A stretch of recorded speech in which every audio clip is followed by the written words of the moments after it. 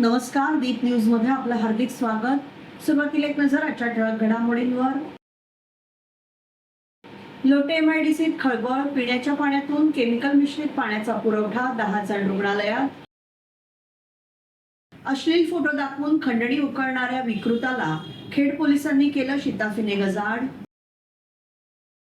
America Iran युद्धातून परतला महाराष्ट्राचा सुपुत्र, कोकणातील राहुल उसगावकरचा थरकाप उडवणारा अनुभव। अक्षय तृतीयेच्या पार्श्वभूमीवर महिला व बाल विकास विभागाला 32 बालविवाह रोखण्यात यश। आणि नगराध्यक्षा सौ माधवीताई बुटाला यांना समानभूषण पुरस्कार जाहीर। आता पाहूया सविस्तर वृत्त।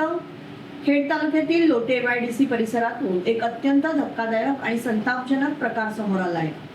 येथील सुप्रिया लाईफ सायन्सेस या कंपनीचे केमिकल युक्त सांडपाणी चक्क एमआयडीसीच्या पिण्याच्या पाण्याच्या पाईपलाईन मध्ये मिसळल्याने संपूर्ण लोटे परिसरात खळबळ उडाली आहे। आज सकाळी घराघरातील नळांमधून हे रासायनिक पाणी आल्याने ते पाणी वापरणाऱ्या लहान मुलांपासून वृद्धांपर्यंत अनेकांना बाधा झाली आहे। मिळालेल्या प्राथमिक माहितीनुसार सुमारे 8 ते 10 जणांची प्रकृती बिघडल्याने त्यांना तातडीने लोटे येथील शासकीय रुग्णालयात दाखल करण्यात आलं। यातील काही रुग्णांची प्रकृती चिंताजनक असल्याने त्यांना मोठ्या रुग्णालयात हलवण्याचा सल्ला डॉक्टरांनी दिलाय।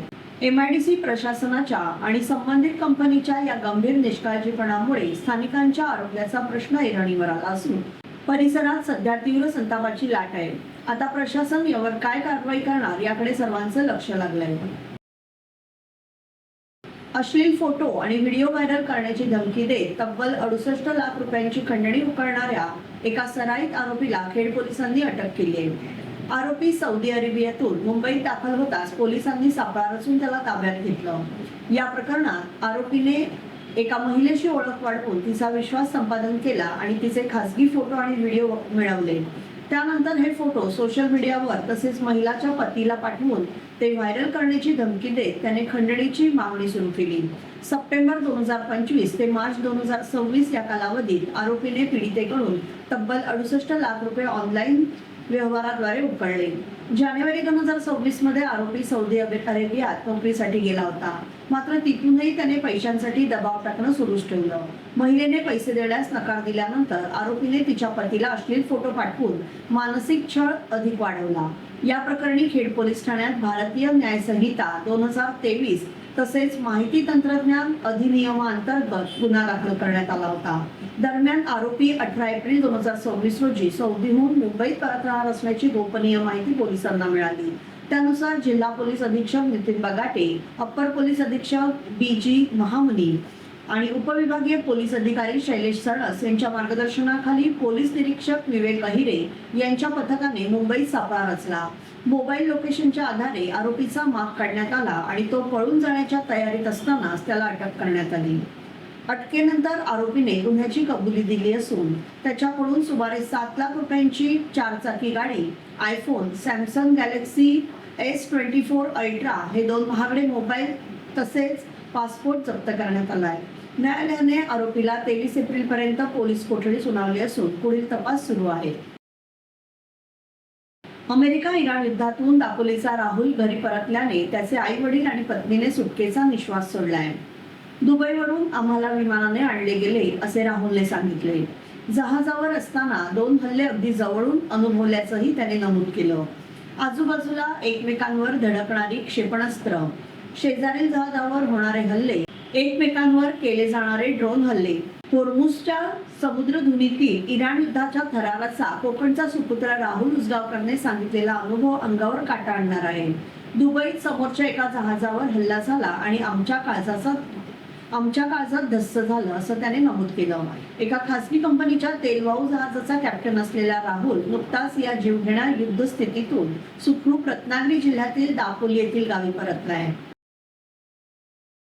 राज्यात अक्षय तृतीयेच्या पार्श्वभूमीवर महिला आणि बाल विकास विभागाने स्पेशल फोर्सच्या माध्यमातून मोठी कारवाई करत एकाच दिवशी तब्बल 32 बालविवाह रोखण्यात यश मिळवलं असल्याची माहिती महिला आणि बाल विकास मंत्री अदिती तटकरे यांनी दिली।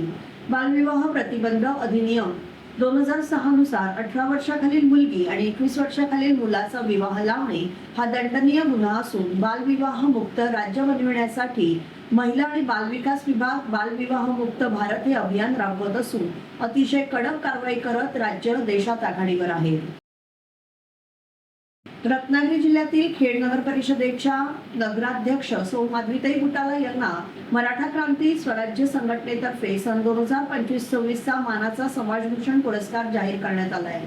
सामाजिक कार्य, लोकहिताचे उपक्रम आणि शहर विकासातील योगदान याची दखल घेऊन हा सन्मान प्रदान केला जाणार असल्याची माहिती संघटनेने दिली आहे. ही घोषणा मराठा क्रांती स्वराज्य संघटनेचे रत्नागिरी जिल्हा संपर्क प्रमुख महेशराव मोरे यांनी दैनिक बेधडक महाराष्ट्राशी बोलताना दिली. या पुरस्काराबद्दल विशेष भेटी दरम्यान मराठा क्रांती स्वराज्य संघटनेचे राष्ट्रीय संस्थापक अध्यक्ष सदानंदराव भोसले यांनी स्वतः खेड नगर परिषदेत जाऊन नगराध्यक्ष सौ बुटाला यांची भेट घेतली. या भेटीत आगामी सामाजिक उपक्रम, संघटनेची कार्ययोजना तसेच समाज हितासाठी राबवण्यात येणाऱ्या विविध कार्यक्रमाबाबत सविस्तर चर्चा करण्यात आली. त्यानंतर अधिकृतपणे पुरस्काराची घोषणा करण्यात आली. यावेळी नगराध्यक्ष सौ माधवी बुटाला यांचे पती राजेश बुटाला हे देखील उपस्थित होते.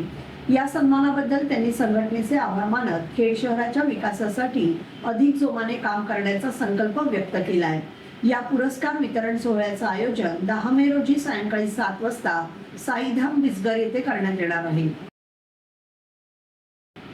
रत्नागिरी तालुक्यातील मालगुण या गावामधील राजेंद्र दुर्गवडी यांच्या 2 व्हीलरने अचानक पेट घेतल्याने ती जागेवरच जळून खाक झाली. सदर गाडी ही जोशीवाडी येथे रस्त्याच्या बाजूला लावण्यात आली होती. त्यावेळी तिने अचानक पेट घेतला. मागील काही दिवसांपासून 2 व्हीलर आणि इतर गाड्या अचानक पेटण्याचे प्रकार वाढले असल्याचं समजतं. कडक उन्हाचा तडाखा बसू शकतो असं या जाणकारांचं मत आहे. शिवसेना पक्षाच्या ठाणे आणि पालघर संपर्क मंत्रीपदी नामदार योगेशदादा कदम यांची नियुक्ती करण्यात आली आहे. याबद्दल शिवसेना मुख्य नेते तथा राज्याचे उपमुख्यमंत्री माननीय श्री एकनाथजी शिंदे यांचे आभार मानून ठाणे आणि पालघर जिल्ह्यामध्ये शिवसेना पक्ष आणि पक्षाचे विचार घराघरामध्ये पोहोचवण्यासाठी मी सदैव प्रयत्नशील असेल असं मत योगेशदादा कदम यांनी व्यक्त केलं आहे. खेड बस स्थानकच्या जवळ मीनाताई ठाकरे सांस्कृतिक केंद्रासमोरच एक एसटी बस बंद पडल्यामुळे दुपारपासूनच खेड दापोली मार्गावर वाहनांच्या लांबच लांब रांगा बघायला मिळत होत्या. यामुळे प्रचंड वाहतूक कोंडी झाली होती.